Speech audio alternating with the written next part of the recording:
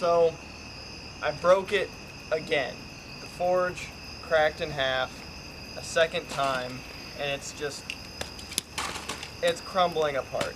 When I built it, if you watch that video, you may remember that I said I wasn't sure if I bought silica-free sand or not.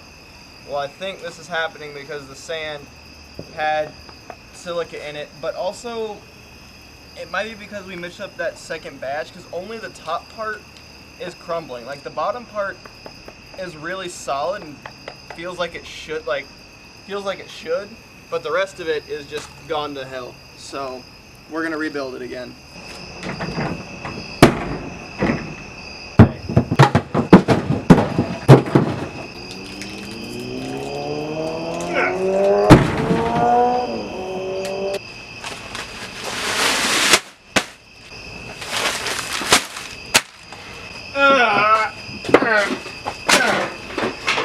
Okay.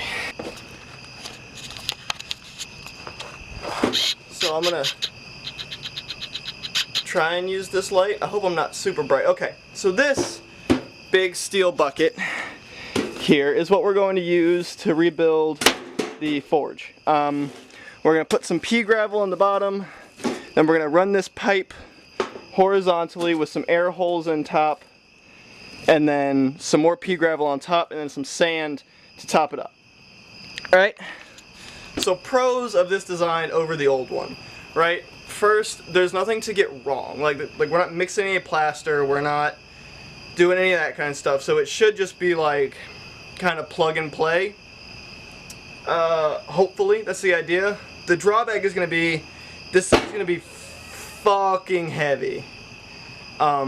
I've got 3 50-pound bags. I'm assuming that almost all of each one of those is going to be in here, so it's going to weigh at least 100 pounds probably. Which means it's going to take longer to cool down, it's going to be a bitch to move, and it's going to take longer to heat up.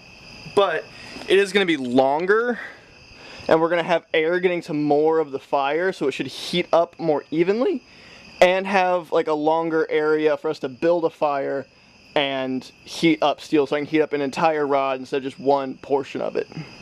Alright, so first things first, I'm just going to fill the bottom of this with some pea gravel, because I want the air tube to be right in the middle, so right about here level. So I need to fill this bottom up with some gravel.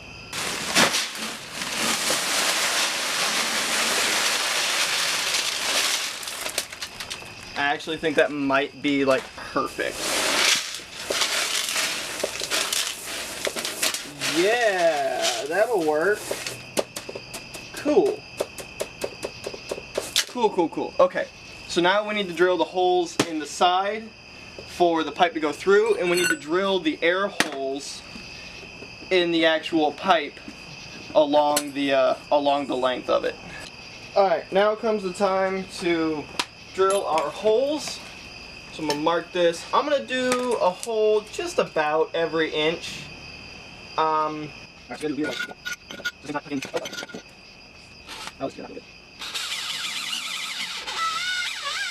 Cool.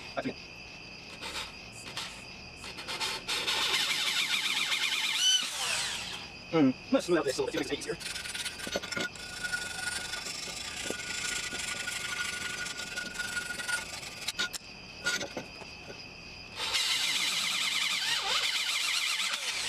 The other thing about the design is if I don't like my build it, then I like to turn a little bit.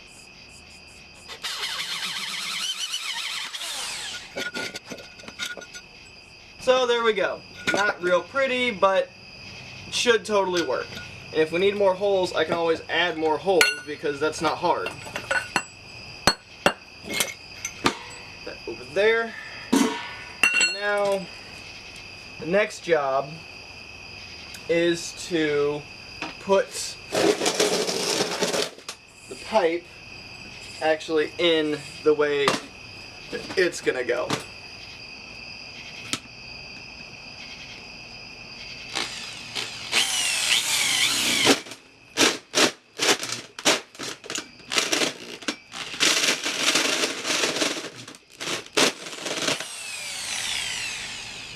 Well, that was easy. So now this guy should fit right through there. This guy through there. Thread on that end cap, good and tight. Doesn't have to be crazy. It shouldn't, like, it's not gonna be under any pressure or anything like that. We should be good to go after this. We'll get that running. Yeah, there's definitely air coming out of those holes, so that's good. I was expecting there to be, but it ripped right in the middle, so use that.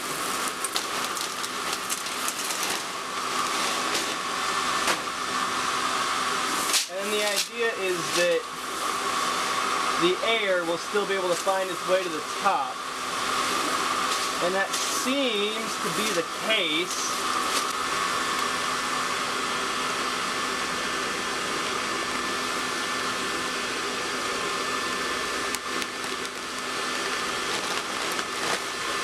There's definitely air flowing into the hairdryer, so I guess it's got to be coming out, right? So I know you can't see still, but I'm pretty sure it wasn't working, at least not very well. The charcoal really didn't want to light, so what I think the issue was the sand was blocking up the holes, so I removed the sand and you can feel the airflow a lot better. So we'll see if that helps. Alright, it's working. We've got it lit. There's definitely air flowing through. You can feel it.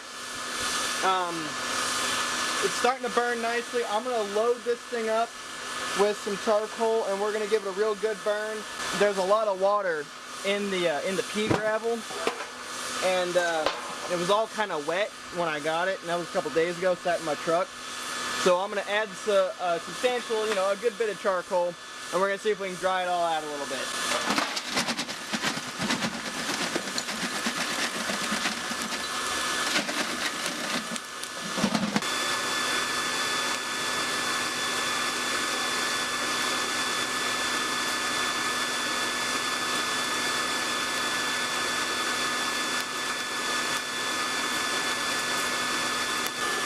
Alright, let's see here.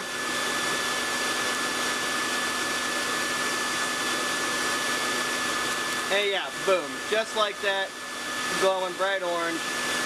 Hot enough to work, hot enough to do whatever we wanted with. I'll call this a success. This forge will have some drawbacks compared to the other forge, and it'll have some things that are better. It's definitely a better quality.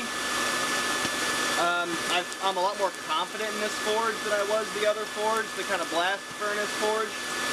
So I'm excited. I'm excited to do some forging with this. I'm excited to use it.